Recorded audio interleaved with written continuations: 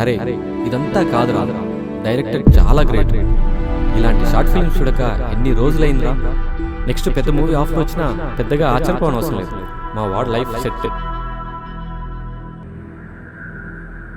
ఏమైంది సంతోష్, అప్పుడే లేచావు? బాలేదా?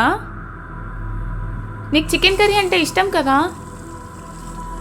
ఇష్టమైనవి తినాలా? అన్ని ఇష్టమైన పనులే చేస్తున్నామా ఏంటి?